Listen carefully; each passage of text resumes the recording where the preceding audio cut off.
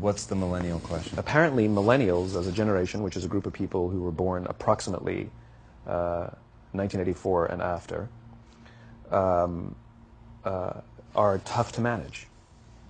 And they're accused of being entitled and narcissistic and self-interested, unfocused, lazy. But entitled is the big one. And because they confound leadership so much, what's happening is leaders are asking the millennials, what do you want? And millennials are saying, we want to work in a place with purpose, love that. We want to make an impact, you know, whatever that means. We want free food and beanbags. And so somebody articulates some sort of purpose, there's lots of free food and there's beanbags, and yet for some reason they're still not happy. And that's because they're missing, there's a missing piece. What I've learned is that I can break it down into 4 pieces, right? There are four things, 4 characteristics.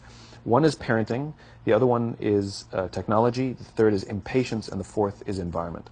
The generation that we call the millennials, too many of them grew up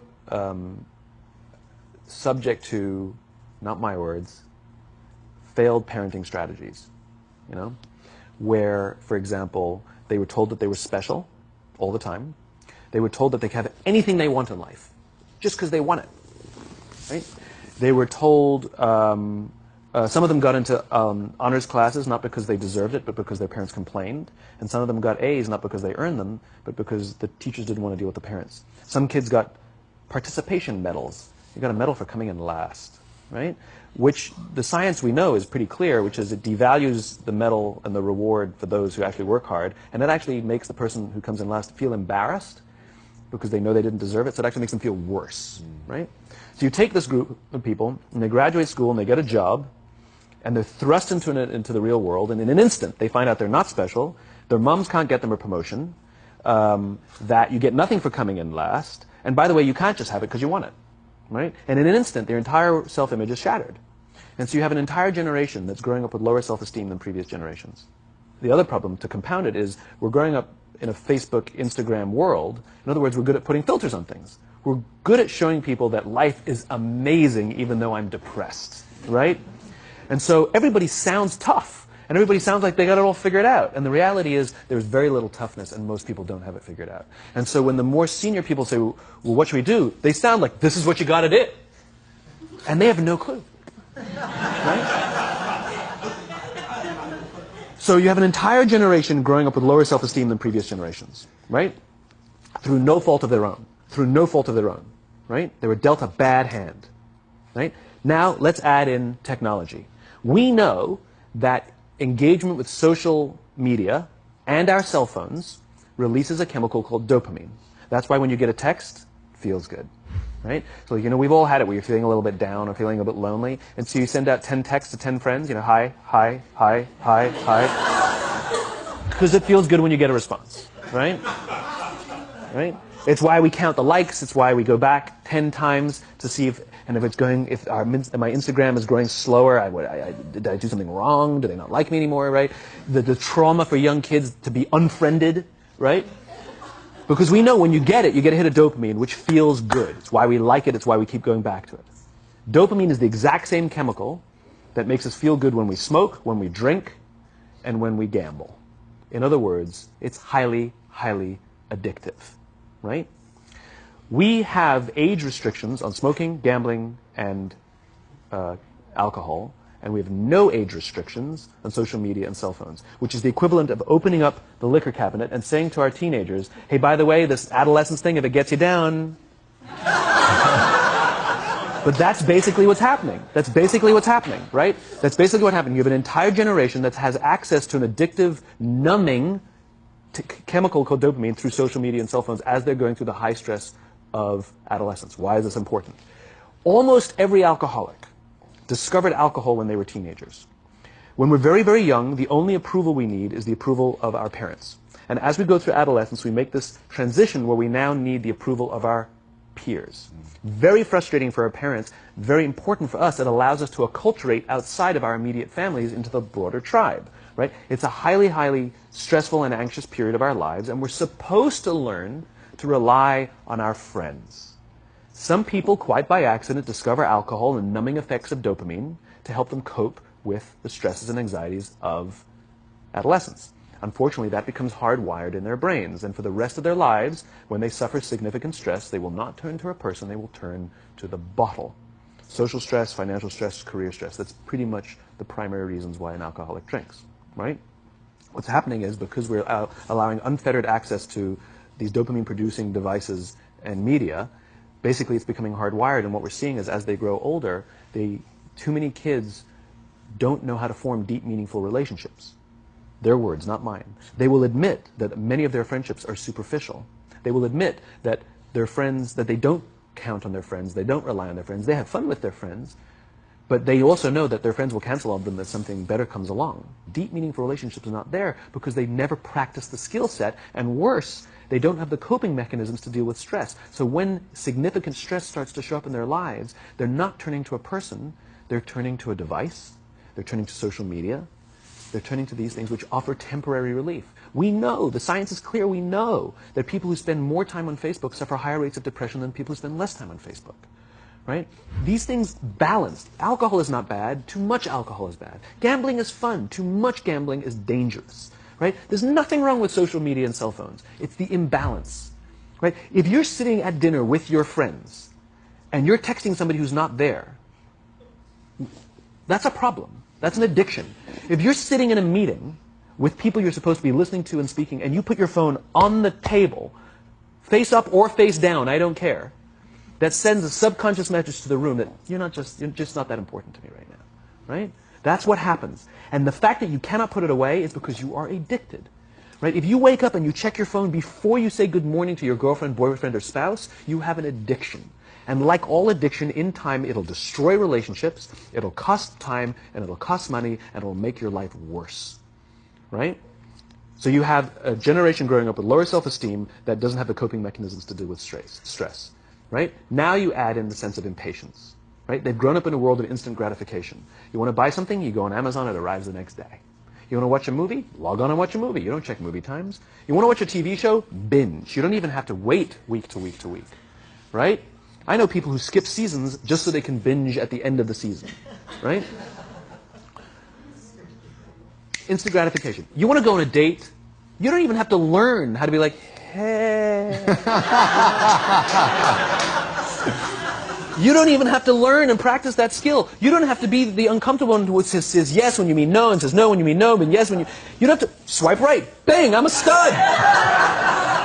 Right? You don't have to learn the social coping mechanisms. Right? Everything you want, you can have instantaneously. Everything you want, instant gratification. Except job satisfaction and strength of relationships, there ain't no app for that. They are slow, meandering, uncomfortable, messy processes. And so I keep meeting these wonderful, fantastic, idealistic, hardworking, smart kids. They've just graduated school. They're in their entry-level job. And I sit down with them and I go, how's it going? They go, I think I'm going to quit. I'm like, why? They're like, I'm not making an impact. I'm like, you've been here 8 months. You know? It's as if they're standing at the foot of a mountain. And they have this abstract concept called impact that they want to have in the world, which is the summit. What they don't see is the mountain. I don't care if you go up the mountain quickly or slowly, but there's still a mountain. And so what this young generation needs to learn is patience.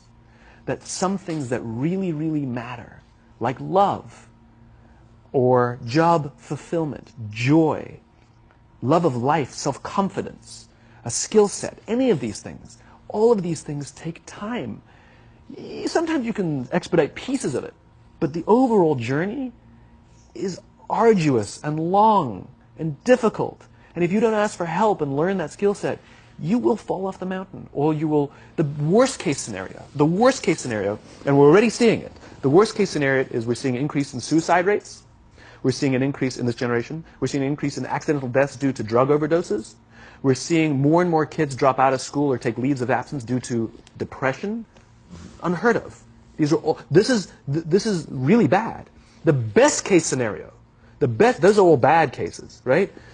The best case scenario is you'll have an entire population growing up and going through life and just never really finding joy.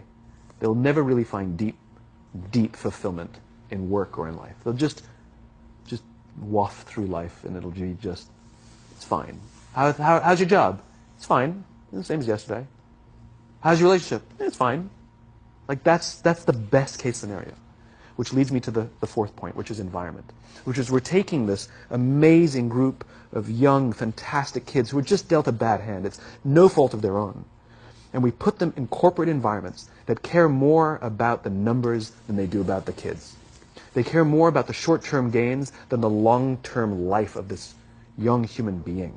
We care more about the year than the lifetime, right? And so we are putting them in corporate environments that aren't helping them build their confidence, that aren't helping them learn the skills of cooperation, that aren't helping them overcome the challenges of a digital world and finding more balance, that isn't helping them overcome the need to have instant gratification and teach them the joys and impact and the fulfillment you get from working hard on something for a long time that cannot be done in a month or even in a year.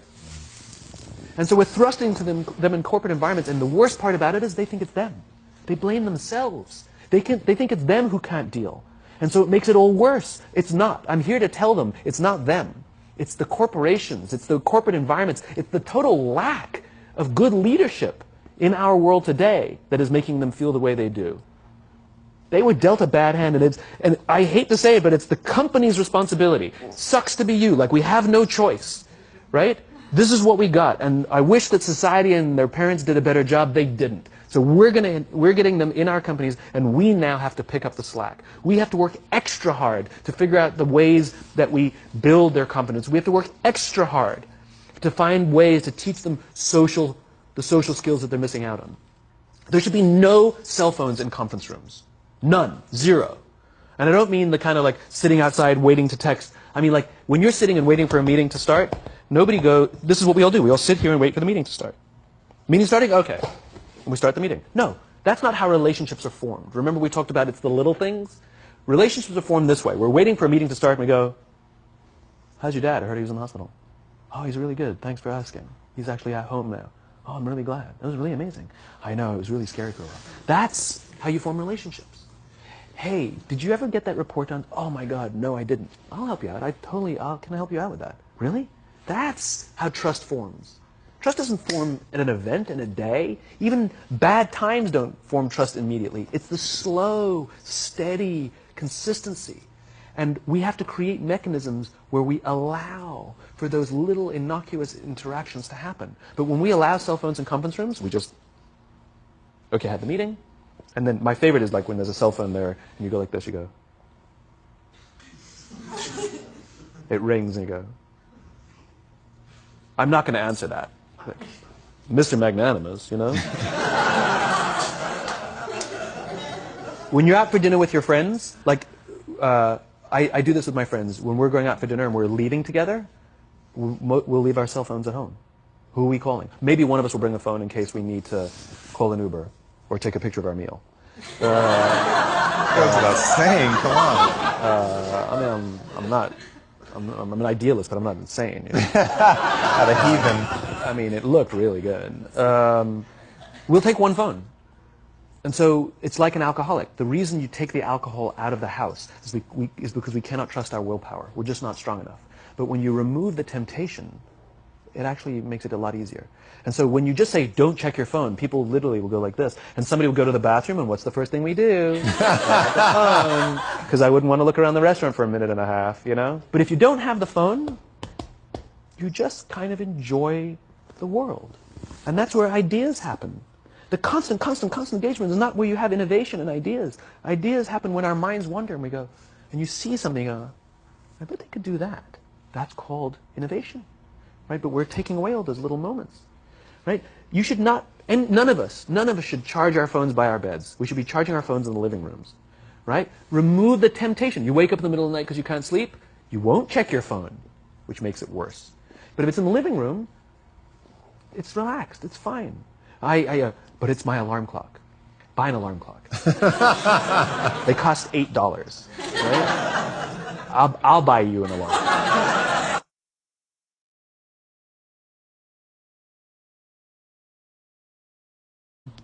where, for example, they were told that they were special all the time. They were told that they could have anything they want in life just because they want it. Right? They were told, some of them got into honors classes not because they deserved it, but because their parents complained. And some of them got A's not because they earned them, but because the teachers did. I can break it down into 4 pieces, right? There are four things, 4 characteristics. One is parenting, the other one is technology, the third is impatience, and the fourth is environment. The generation that we call the Millennials, too many of them grew up subject to, not my words, failed parenting strategies, you know? What's the millennial question? Apparently, millennials, as a generation, which is a group of people who were born approximately 1984 and after, are tough to manage. And they're accused of being entitled and narcissistic and self-interested, unfocused, lazy. But entitled is the big one. And because they confound leadership so much, what's happening is leaders are asking the millennials, what do you want? And millennials are saying, we want to work in a place with purpose, love that. We want to make an impact, you know, whatever that means. We want free food and beanbags. And so somebody articulates some sort of purpose, there's lots of free food and there's beanbags, and yet for some reason they're still not happy. And that's because they're missing, there's a missing piece. What I've learned is that